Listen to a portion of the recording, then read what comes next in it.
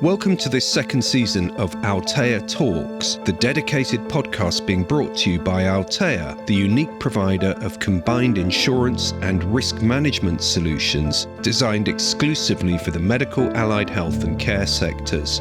I'm your host, Will Marshall, and I'll again be joined in this second series by some of the leading figures from across the sectors. My guests are going to include practitioners and professionals, regulators, clinical risk and governance specialists, and an array of legal experts who are going to help us get to the heart of the hottest topics affecting health and social care sectors today. So, if you're looking for frontline knowledge and expertise, if you want valued insights into these most dynamic, challenging, and rewarding of sectors, then look no further because you're in the right place.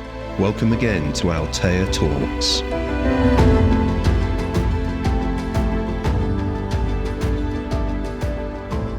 Hello and welcome to this latest edition of Altea Talks.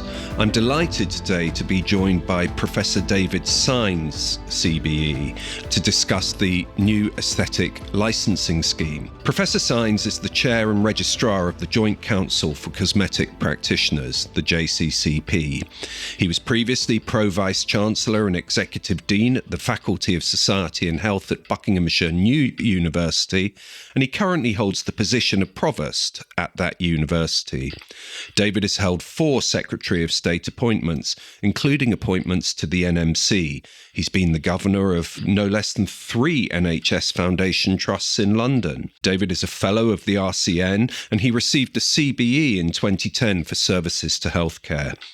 Until April 2023, David was appointed as a professional advisor to Health Education England in London and is chair of the Buckinghamshire Health and Social Care Academy Strategic Board. David chaired the Department of Health Education England committee that produced the Education and Training Framework for Non-Surgical Cosmetic Interventions in 2015. Following that, he was appointed as independent chair of the Joint Council for Cosmetic Practitioners in January 2016. The JCCP was launched in February 2018 as a self-regulating body for the non-surgical aesthetics and hair restoration sector in the United Kingdom. It's a registered UK charity. The JCCP's purpose is to provide a source of information and guidance for patients and members of the public seeking safe practice in the area of non-surgical cosmetic treatments and hair restoration surgery. It operates a practitioner register which is formally accredited by the Professional Standards Authority. It works in close alignment with the other leading healthcare professional regulators, including the GMC, GDC, NMC, and GPHC. It also operates a non-PSA accredited register for approved education and training providers and qualifications. I'm delighted to welcome you to the podcast and a very warm welcome to Altea Talk. Thank you very much, Will. David, today I'd be very grateful if we could pick your brains about the proposed scheme to license non-surgical cosmetic procedures in England. As we both know, way back in April 2022, almost 3 years ago, the Health and Care Act gave the Secretary of State for Health and Social Care the power to introduce a licensing scheme for aesthetic, non-cosmetic procedures in England. The last government under Rishi Sunak launched its consultation on the new scheme back in the autumn of 2023. That consultation closed at the end of October 2023.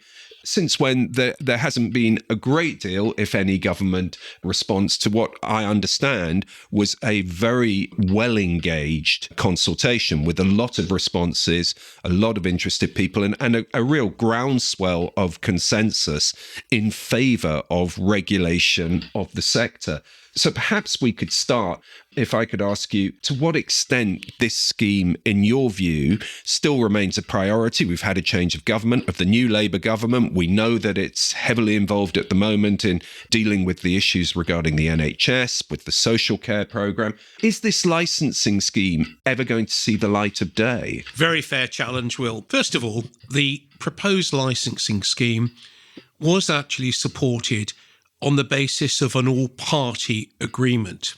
I think that's important because it transcends party politics. So at the very heart of this was a genuine commitment from government, from all sides, to focus on patient safety and public protection. This is an unregulated sector, and it's resulted in many, many years of challenge to both members of the public, but also to those practitioners who aspire to provide a safe and effective service. In other words, providing effective and safe customer service. So your answer to your question is this. No, we've not had any response from the UK government. It's very important to remind ourselves that we are talking here about England with this licensing scheme. Of course, 4 countries in the UK, and the JCCP is responsible for its overall portfolio across all 4 countries, as approved by the Professional Standards Authority. I'll mention Scotland in a moment, Will, but this is England. So I'm incredibly disappointed, frustrated, and challenged by the fact that we have not had a response.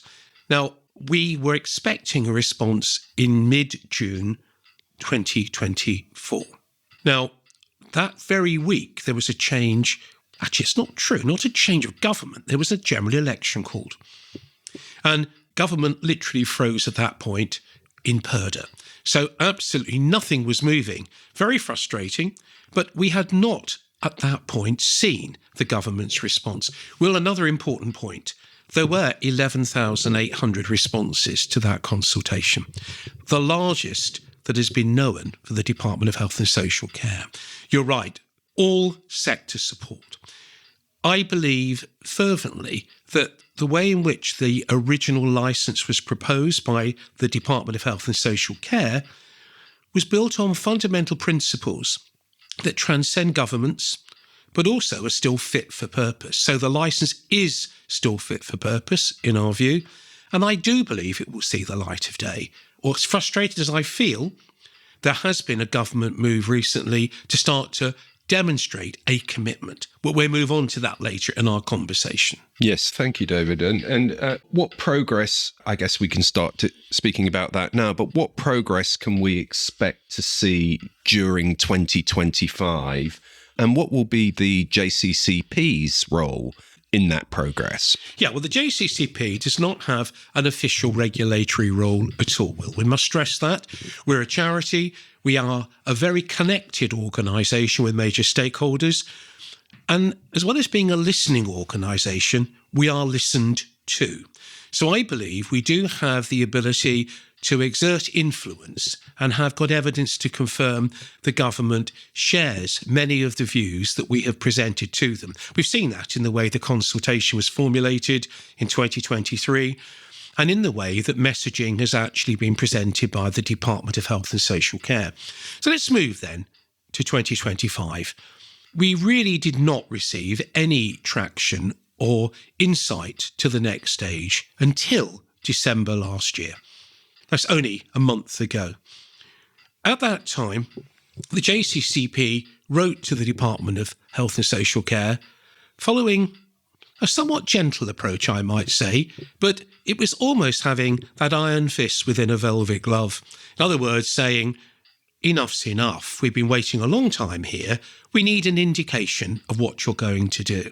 We'd never lost hope. We never lost faith. And we always had confidence something would come. We actually believed that the challenge was related to a delay in other priorities with the new government. I think that's still the case. So we anticipate that by the end of January this year, there will be an announcement from the Department of Health and Social Care that will formulate a sequential approach to the implementation of licensing. We have to remind ourselves that last year we had the news of an incredibly tragic death of Alice Webb in Gloucestershire through a botched BBL or Brazilian butt lift procedure. These procedures were included in disposition to the Department of Health and Social Care as being high risk.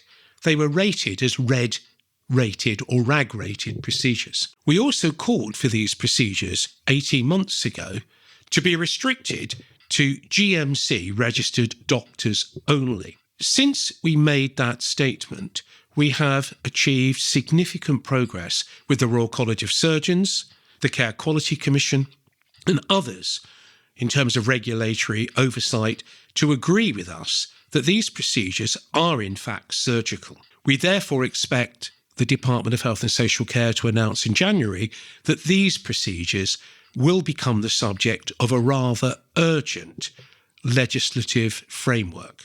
Therefore, we see these procedures as being the first to be restricted as part of a new regulatory regime. But that is not enough, Will.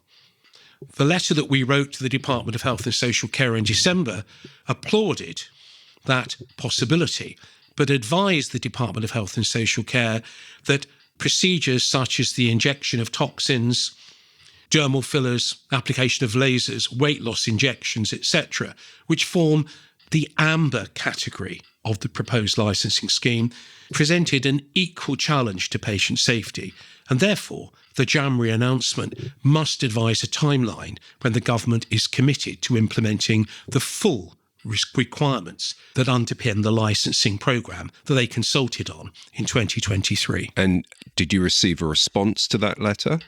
I have not received a response to that letter, but I have received an indication that our message was heard. Yeah, thank you. Thank you.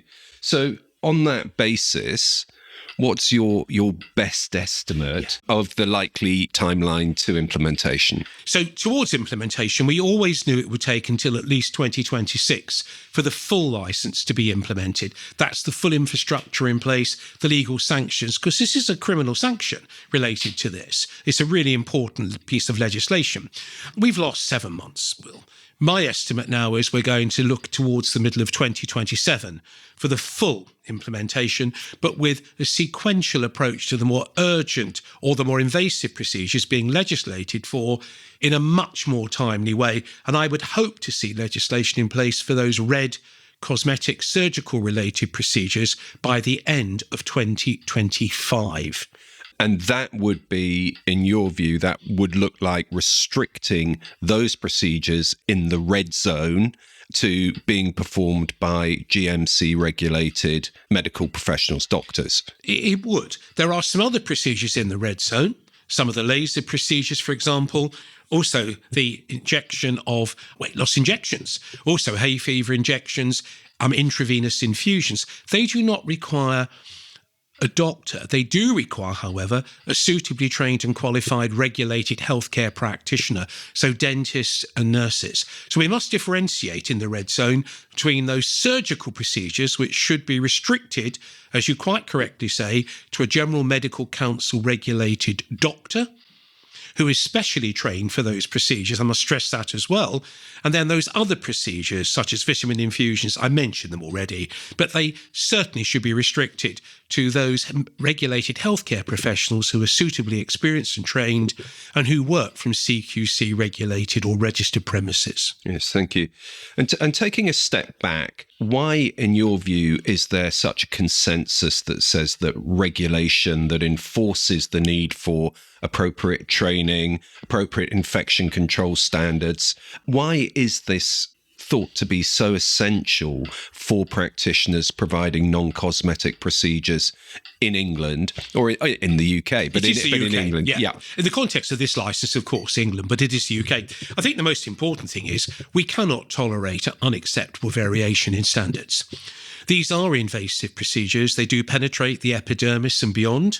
Therefore, we are actually introducing either heat, light, a product, a medicine into the body itself. Therefore, you have a natural barrier for infection control. So, for example, do we think it's acceptable for a mobile fish and chip van to be converted in some village for someone to pop round and start injecting from, or setting up a clinic in somebody's kitchen, just clearing the dishes away and starting to inject? Well, that's exactly what was found. And I'm not being in any way alarmist. These are factual statements. The other point is, of course, that we need to be very clear that the person who's actually holding the needle or performing the procedure is effectively educated and trained for that procedure. They need to be accountable. They also need to understand the potential side effects or the consequences. We know, for example, last week, the BBC, an excellent story on a tattooist in Hull. The JCCP was very pleased to provide verbal evidence and indeed was actually present in BBC Breakfast on Saturday morning, giving evidence to Charlie Snape and to Naga regarding this issue. Here we have a tattooist who actually purchased a fake PhD certificate online, presented it to members of the public who genuinely were led to believe he was a doctor. The person concerned who raised concerns and others, well, the number of challenges that person now faces with regard to her physical and psychological appearance and well-being are appalling. So we are seriously talking here about psychological, physical, social and emotional consequences. There's also, may I remind you, Will and colleagues, there is a major financial issue here as well. Members of the public are being charged significant amounts of money that many can ill afford. Yes. And just, I mean, obviously that's a appalling story about the fraudulent tattoo artist posing as a doctor. But I think what I'd like to talk about or get your view on is that the non-surgical cosmetic landscape encompasses a vast range of procedures, of different techniques, products, services, with a wide variation in invasiveness and complexity. Do you think it's necessary or indeed proportionate to introduce formal regulation, a formal licensing scheme for all professionals, including those who are providing, if you like, the less risky treatments? Now, I know all treatments carry some degree of risk, but for the less risky end of it, for the beauty treatments, for the nail treatments, those sorts of things, what is the case for mandatory licensing at that end of the market? It's a really good point, and I'm really pleased you raised that. When I chaired the Health Education England review of cosmetic practice in 2014 on behalf of our Chief Medical Officer, Sir Bruce Keogh, we had no idea what procedures and treatments were out there. The first thing we noted, however, was that there are a host of procedures that are performed by excellent beauty therapists on the high street that do not raise the standard or level of risk associated with harm to members of the public. Many of our beauticians are trained very well indeed with regard to the application of beauty procedures. The problem comes when we start to ask, where do we draw the line with regard to invasiveness? So let me be very clear. When we worked with the Department of Health and Social Care in 2020, in preparation for the new Health and Care Bill, as it then was, we had to ask ourselves a very important question. How could we guarantee that a scheme of licensing would be proportionate to manage risk to psychological and physical harm to members of the public? And we decided that we would use a definition, and I'm sorry if it's a bit technical. So if you read Section 180 of the Health and Care Act 2022, you will see the following, that any procedure that involves the insertion of or application of heat, cold, light, product or medicine or device that penetrates into or beyond the epidermis layer of the skin should be the subject of this license. In other words, any other procedures that do not meet that threshold would not form part of the proposed licensing scheme. With that in mind, we then categorised the procedures that fall into that definition and used a traffic light system of green, amber and red. We discussed the red, which we believe should be absolutely restricted. The amber include the injectable toxins, the dermal fillers, and many others, and they are significant with regard to potential harm, but they're also in safe hands, perfectly applied, not an issue there. The green category is, I think, where you're drawing me to, which is correct. Microneedling, for example.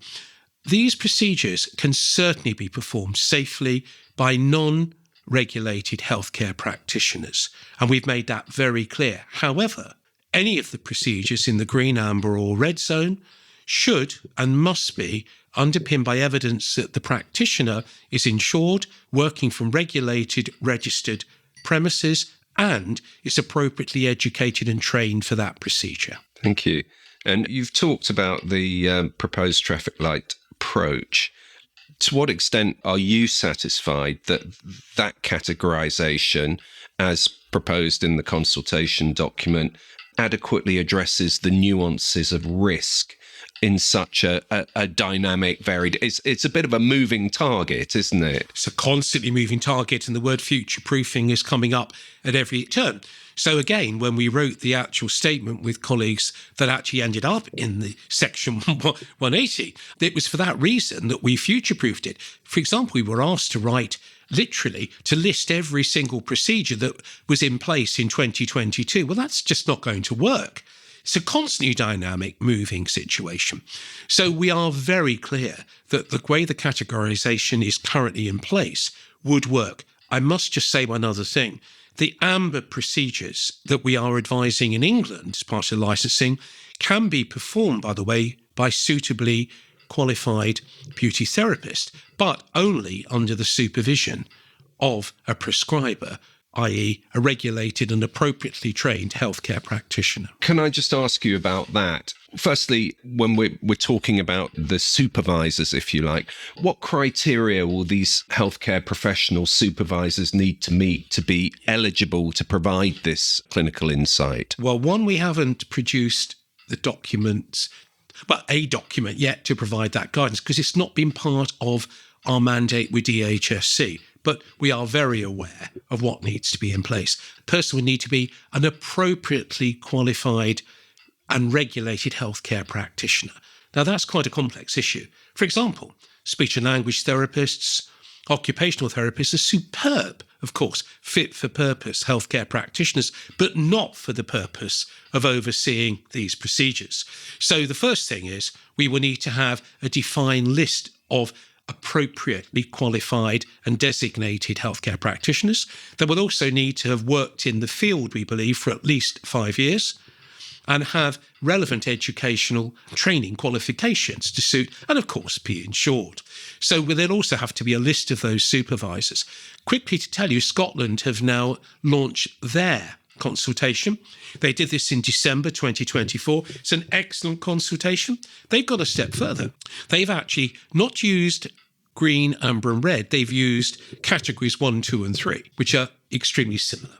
But category 2, which would be the amber equivalent in England, they've actually stated that those procedures can only be performed either by regulated healthcare practitioners in Health Improvement Scotland registered premises, or by a suitably qualified non-regulated healthcare practitioner in an HIS regulated premises, but under the direct supervision of a healthcare practitioner who must be in situ throughout the procedure. That I was going to ask you about that. So what does the supervisory regime in England, what is that going to look like? Is it going to require the qualified healthcare practitioner to be physically present on site during all qualifying procedures? So that is still to be determined, and that's one of the key questions we're eagerly awaiting a response from government from the consultation.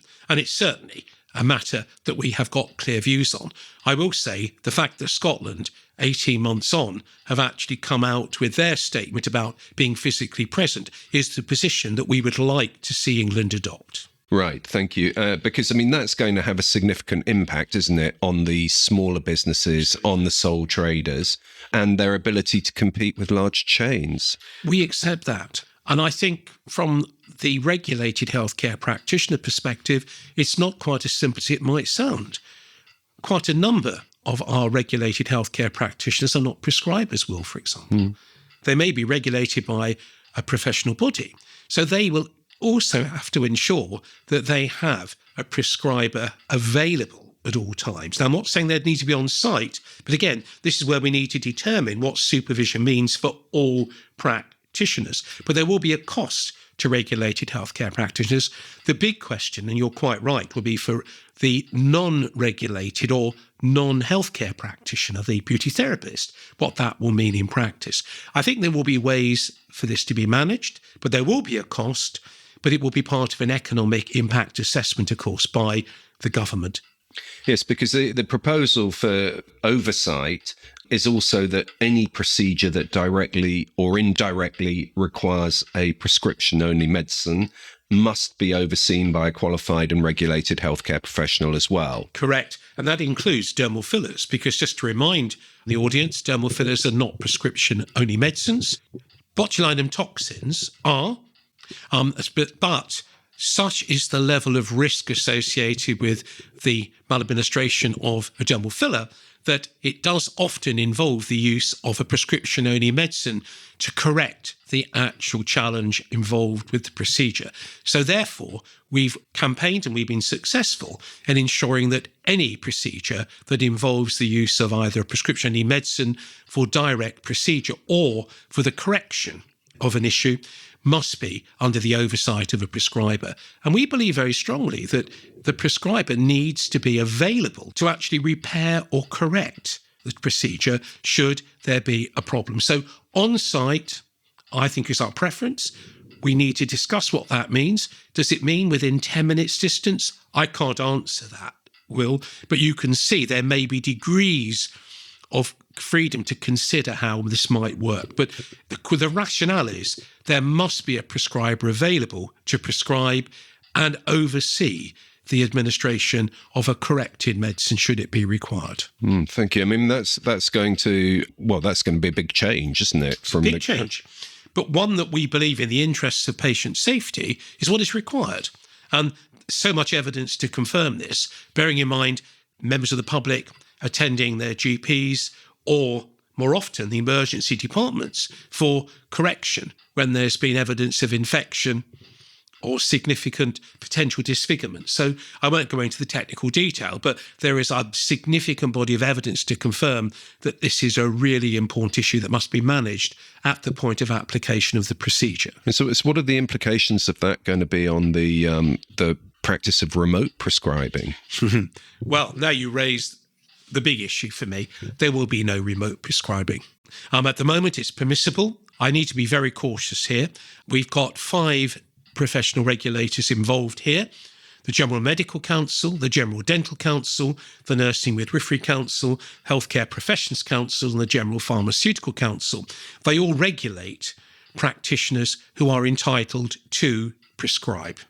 At the present time, 3 of those councils have sanctioned completely to state that it is not acceptable for a remote prescription to be provided for elective cosmetic use at all. One other professional body will be making a similar determination this month, in January. I expect that statement within the next 2 weeks, which will be a very significant statement from a major regulator. And we expect the 5th regulator to follow very soon. So as part of the licensing scheme in the UK, any of the 4 countries now, we believe it is absolutely critical to ensure that remote prescribing for elective cosmetic practice is prohibited and would be subject to sanction as part of a fitness to practice contest. The Nursing Midwifery Council raised this in a decision last week, for example, with one registrant who was struck off. Right. Well, that's an imminent, very significant change. It's very imminent. But I can assure you this is a significant part of a campaign we have been running for the last 5 years. Again, it's part of consensus engagement with stakeholders, but we will certainly be claiming that we have been really quite significant in driving this.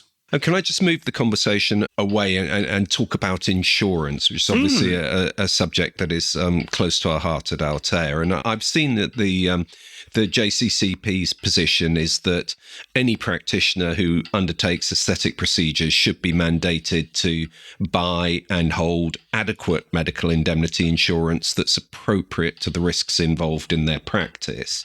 And I've also seen that in terms of cover, JCCP makes a distinction between the full malpractice insurance and treatment insurance. And you've also made various recommendations about limits of indemnity and so on. Can I just ask you why JCCP's position is that maintaining full malpractice insurance is so preferable to the types of treatment insurance that we see in this sector? I think it's because we've had such evidence of malpractice in an uncontrolled, unregulated environment. I think the other point is, we haven't used the term yet, but it's redress. That members of the public find they literally hit a brick wall when they try to present a challenge or to seek redress, refund, or indeed even to seek some type of accountability from a practitioner. So for us, treatment insurance, completely accept that it's crucial, but the full malpractice insurance to us is what is required to provide members of the public with the assurance that they deserve, that they can seek full recompense really for the psychological, physical and emotional trauma they've been through should the treatment go wrong. I think the other point is that redress is about apology. It's about duty of candour. And that, again, is why we're much more interested in the malpractice side, following a medical model, not just a treatment model. It's interesting what you say about duty of candour, because that is also under the microscope this year as well, isn't it? I think the general expectation is that that duty for healthcare professionals is going to be significantly tightened. Absolutely. It's part of the world I've lived in for many years, not the JCCP world. So having lived through eras of the Francis Review in the NHS, when we had significant failure on the part of the health service and professionals to actually, shouldn't say own up, that's probably not the right term, but to say, mea culpa, we have made a mistake. So I, for example, was the Freedom to Speak Up guardian in my NHS trust, leading the work of my NHS board. And this is a crucial part. At the heart of what the CQC does, for example, is the Freedom to Speak Up Guardian's Office, Henrietta Hughes's work. So it's not surprising that we formed a relationship with that organisation when we developed the JCCP to put that concept of duty of candour at the heart of what we do. It's in our code of conduct and it is an expectation. It's about providing an explanation, but recognising through a full and accountable assessment with an individual prior to treatment, they have the right to a cooling off period as well. Now, I know I'm bringing some different concepts in here, but this is one of the biggest problems we've found, that members of the public seek a procedure. They can be given a very quick assessment, and then before they know it, within the same half an hour, the procedure is commenced. We think that's completely wrong. So the duty of candour is about a full and balanced psychological, emotional, physical, social risk assessment, and also taking into account an honest conversation about what the individual can expect from the procedure, but also knowing that things might not always go to plan. Can I just ask you about that then? I fully understand that and follow that logic for the more invasive procedures. But if somebody is coming in for a more routine beauty treatment, would you still be recommending that there should be an appropriate cooling off period? I think it really depends, doesn't it? I mean, you mentioned earlier about nails, for example, hair braiding, for another example. No, I think that's very much up to members of the public to be elective, but it's all about at least knowing what to expect. Let me give you an example of that, though, Will. When you go to a hairdresser and you actually seek to have a hair cut, that's one thing. But if you actually, as you find now in so many men and female, of course, hair salons, people have a vision of what they want to look like. So therefore, hairdressers will take time with their clients to show them what they can actually do and what the end product might look like. So I do think it's perfectly acceptable. There must always be a dialogue between a member of the public and a professional, but the extent to which a full written detailed assessment takes place will depend, of course, on the invasiveness and potential risks associated with that procedure. Yeah, I mean, I certainly agree with the logic and with the sentiment. I always used to advise my healthcare clients that consent is a process, and certainly the way you see a consent process where there is more than one consultation before the treatment takes place, and the patient has had the opportunity to consider properly the risks, benefits, whether it's appropriate for them and so on. That is obviously the best practice. Without a doubt. And we've produced a series of videos along with the Mental Health Foundation 2 years ago on little video clips on these very issues. But you're quite right. It's a process. It's a dynamic process. That's another point. It just doesn't stop after the initial consultation. Can I just ask, just to finish off the point on insurance, because we talked about the need for full malpractice insurance as opposed to treatment insurance, but in terms of limits of indemnity, to what extent are you seeing examples of professionals being underinsured? This is, again, a little bit smoke and mirrors, to be quite frank with you. We absolutely know when it comes to the RED procedures, the more invasive procedures, there's been real evidence of underinsuring. And that's why the liability factors, the amounts of liability, medical liability, have really gone right up, as they should be. I think the question is, there's not really been any major studies to identify what the real liability threshold should be for some of the amber procedures. Now, I'm speaking from an evidence-based perspective here, and certainly I'm not involved directly in the insurance market, but I work incredibly closely with my colleagues such as Hamilton Fraser on this. But in my view, we are of the belief that there will be an increasing public expectation when the licence comes in, that there will be adequate, and I can't qualify that, malpractice insurance in place, medical indemnity insurance in place, and that will be associated with a fair and accessible redress scheme. Yes. And in terms of the redress scheme, can you talk to me a bit about that and about the complaints handling scheme that and I've seen JCCP obviously commenting around that, and you're very clear about it, but it would be helpful for the benefit of the listeners if you could give us a little bit more around that. It's a minefield, to be quite honest with you. It's an absolute minefield. I mean, you'll appreciate that if you're a regulated healthcare practitioner, then members of the public can, of course, make a formal complaint to your regulator and it's investigated. Well, a incredibly small number of people go down that route. So we're left with a miasma, effectively, of who do we go to complain. So in the regulatory landscape, we've got trading standards, we've got environmental health officers, we've got the police, we've obviously got professional regulatory bodies, and it more or less stops there. Unless you've got a formal redress scheme, if you are personally insured by an insurer that provides that scheme. So Save Face and the JCCP, two PSA accredited registers, have been absolutely inundated with complaints from members of the public, from regulators throughout the UK. I mean, I can't tell you how many issues have been raised with us by environmental health officers last year, because they've nowhere to go. This is such a big issue. So the way in which we determine this is to set the standards for the future within the context of licence, which has to include a regulatory regime, which must have the insurance to the right threshold. The redress scheme is a scheme that we hope the government will help us consider by virtue of putting in place for best practice. Now, redress schemes exist already. Hamilton Fraser run one. I'm not here to promote any scheme, but they run a scheme that appears to be working well. That, of course, is there for the insured person, the practitioner, to actually advise their client that they do have access to a redress scheme for mediation. So I think this is going to need to take a lot of thinking about how we take it forward.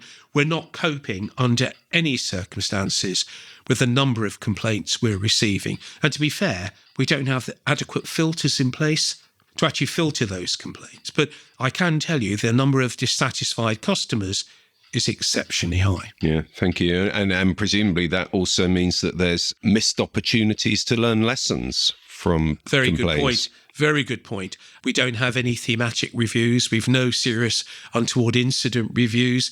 Also, we have no way of tracking an accident in emergency departments, the number of people who are turning up with complications that require correction. There is no, for example, clinical code for those procedures. So you're spot on. It's a very good point. I should also remind us that the MHRA, our Medicines Regulatory Authority, do have a yellow card scheme for products.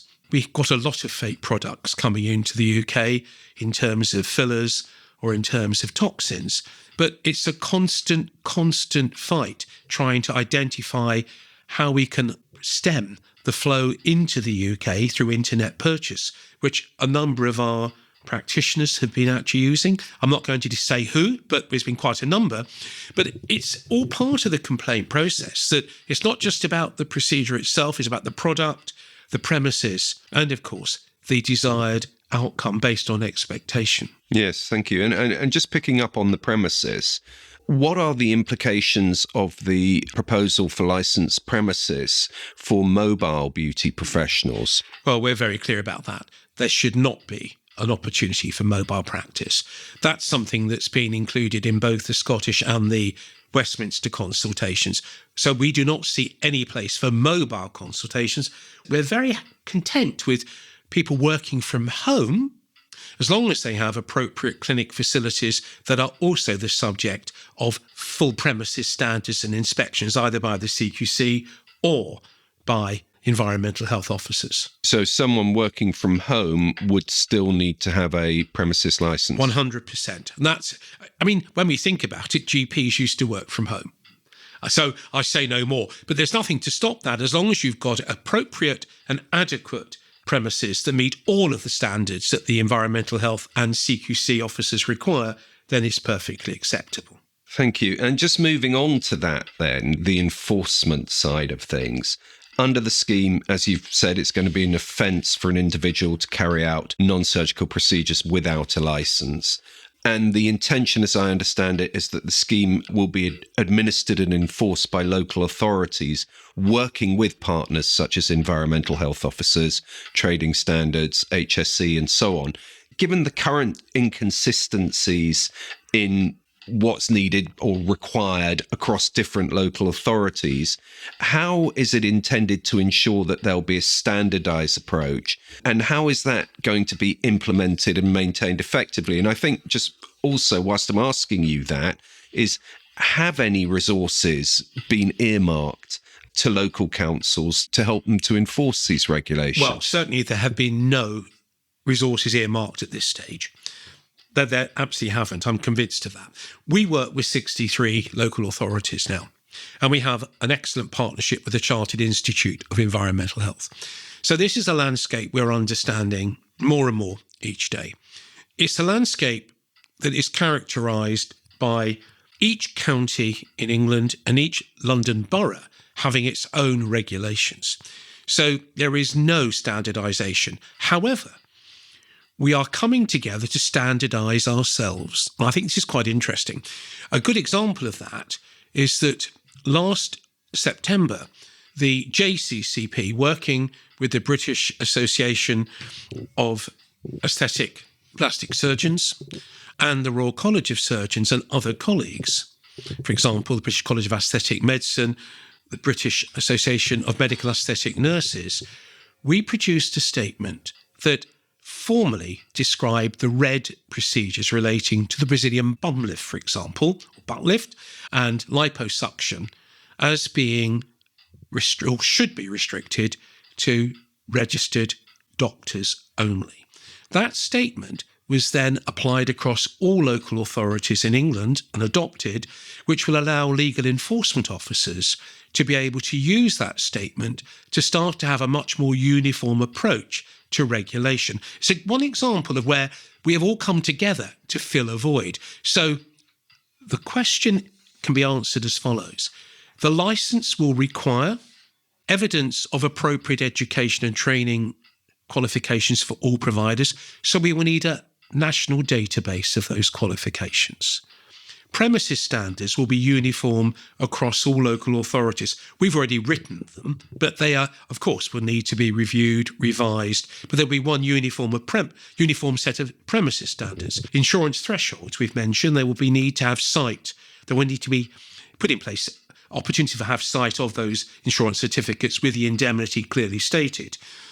I think the other point will be that there will be a need for training for our environmental health officers And our aim will be to have at least one regional specialist in each county, and maybe across a number of London boroughs, who are trained as experts or specialists to advise other local authority environmental protection officers. And I'm glad you mentioned the Health and Safety Executive, yet another example of how we need to work together.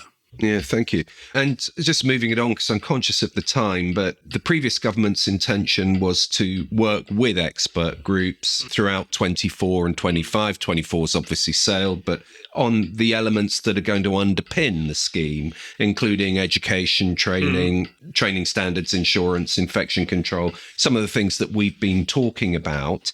What progress has been made in developing these elements since the consultation? Has work been going on behind the scenes? And what are you expecting by way of further consultations and the opportunity really for further engagement by stakeholders as the scheme is developed? Well, you're right. Nothing happened, as you can imagine, towards the end of last year, as we know that. But I will make it very clear that that hasn't stopped us all working together. So we've made exceptional progress, for example, in setting out mandates on what insurance should look like, the premises standards should look like.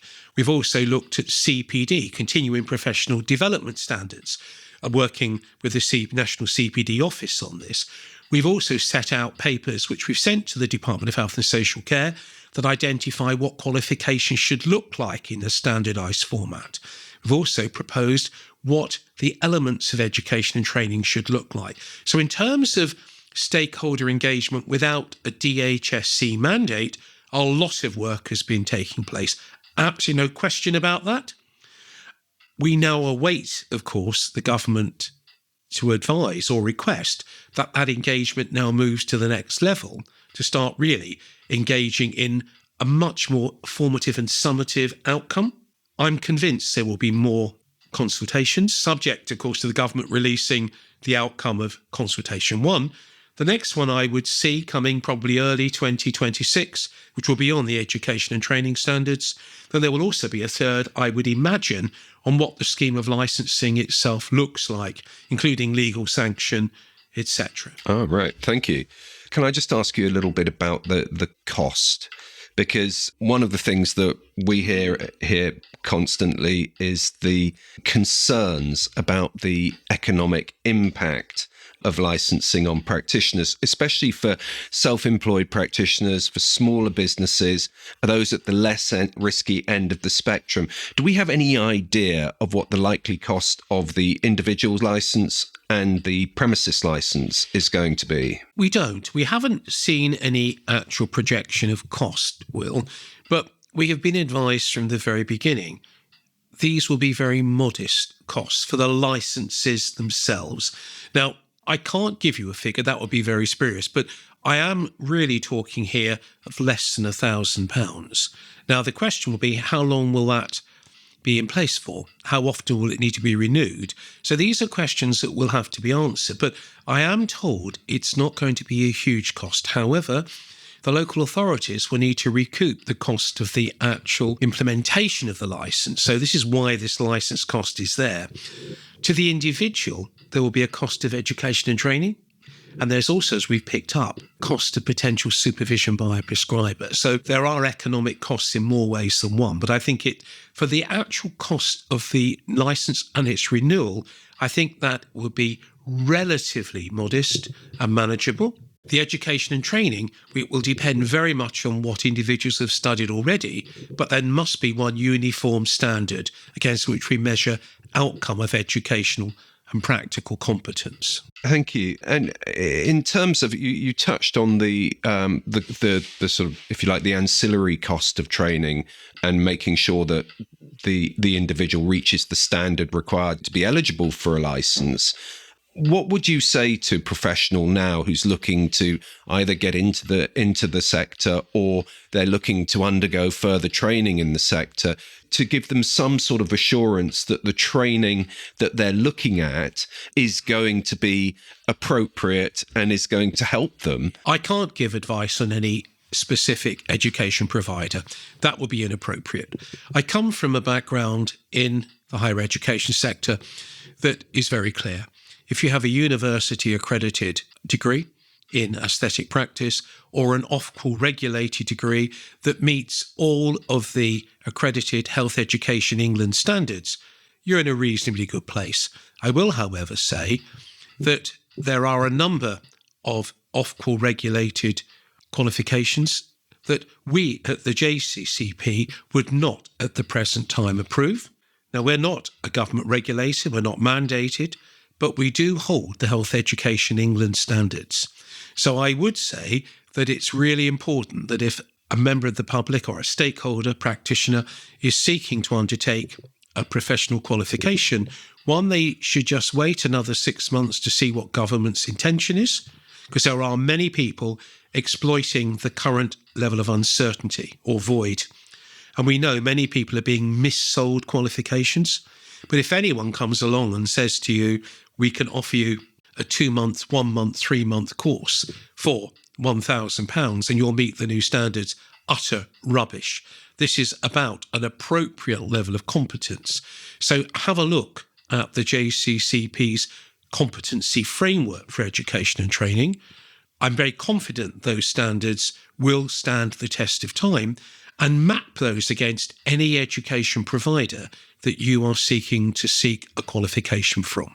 Yes, thank you. And in terms of top tips, practical steps that you or the JCCP advise that practitioners or new entrants should be taking now to at least ensure that they're well placed to meet the new standards, is there anything else that you would be recommending? Well, I think, first of all, it's really very important to keep as up to date as you can on what is happening, because I still believe this isn't going away, Will.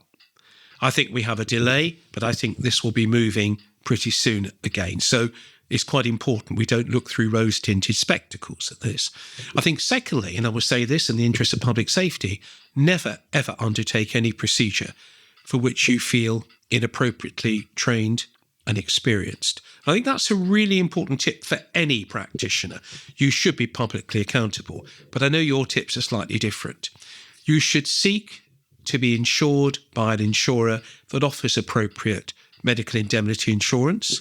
You should always check that the products and the medicines that you use are officially regulated or provided by statutory authorities in the UK. I'm leaving that quite broad because the MHRA is one, but never buy any of your medicines on the internet, for example, and only work with reputable pharmacies. I think also you should be very clear about your own accountability and noting that you should be offering a system, a dynamic system of consent and a cooling off period to your members of the public, but also keep records of the positive outcomes of your procedures. Nothing wrong with maintaining those, because you will need those when licensing comes along. But equally, when things go wrong, always make sure you record those, act on that, and learn the lessons to move forward, which is what all good practice is about, Will. But I do think running to get a qualification is not the best advice at the moment. I think it's a matter of seeking a qualification if you know that you can trust the education provider. As I said, I cannot advise any specific. I can't, for example, say you must go to a JCCP approved education provider, but I can say ensure that the provider that you're seeking to be trained with actually follows the principles and the competencies set out in our education and training framework, because they are originally taken from the Department of Health's own work that I chaired back in 2014. And similarly with the premises as well. Oh, absolutely. So your premises, there are excellent checklists out there to see. I mean, for example, no carpets on floors. You must have sinks in rooms. You could go on adding these, but we have a checklist on our website, which you can look at. Any member of the public can review. And we believe strongly that those premises standards will be excellent. Also, have a look, by the way, at the Royal Society of Public Health's Level 2 qualification in infection control, Will. It's an excellent qualification. It's simple, it's inexpensive, and certainly that is the qualification you will need with a new licence. Thank you. And in my last question, the new licence scheme your best guess, early 27? I wouldn't say early, Will. I'm going to say 27. I'm just so aware. I mean, of course, I'd like it by then. But thinking about the amount of work that will need to be done, there is still a lot to do, to be fair. I mean, the education and training standards, the preparation with our environmental health officers. So I would say by June 2027, I would hope it will be in place in England. I would also just say, because we haven't mentioned this, that I would hope the UK government provides practitioners with a 3-year adoption period to phase this in. So in other words, you don't have to have everything in place on the day licensing is formally legislated, but you will have a requirement to ensure that you meet all standards by a given date yet to be agreed. Thank you. And it just remains for me to say thank you, David, for having talked through this fascinating area with such clarity. And it's been an absolute pleasure talking to you. And thank you for appearing on the podcast. It's been an absolute pleasure. And thank you all for listening. Thank you all. Thank you for tuning in. I hope you enjoyed today's episode of AlteaTalks. If you did, please don't forget to subscribe or leave a like or a review on whatever platform you're listening on, as this helps spread the word. If you have any questions or comments or topics you'd like us to explore in future episodes, please do contact us, as we'd love to hear from you. You can find us on LinkedIn or visit our website at www.alteainsurance.com. Stay tuned for more episodes, and until next time, take care of yourselves. The information contained in this podcast is not intended to represent a complete analysis of the topics presented. It is provided for information purposes only. The views expressed are personal to Professor David Sines and Will Marshall, and do not necessarily represent the views of the Joint Council for Cosmetic Practitioners or Altea Insurance. The content of this podcast is not intended as legal advice, and no responsibility can be accepted for any reliance placed upon it. Independent legal advice should always be obtained before applying any information to particular circumstances.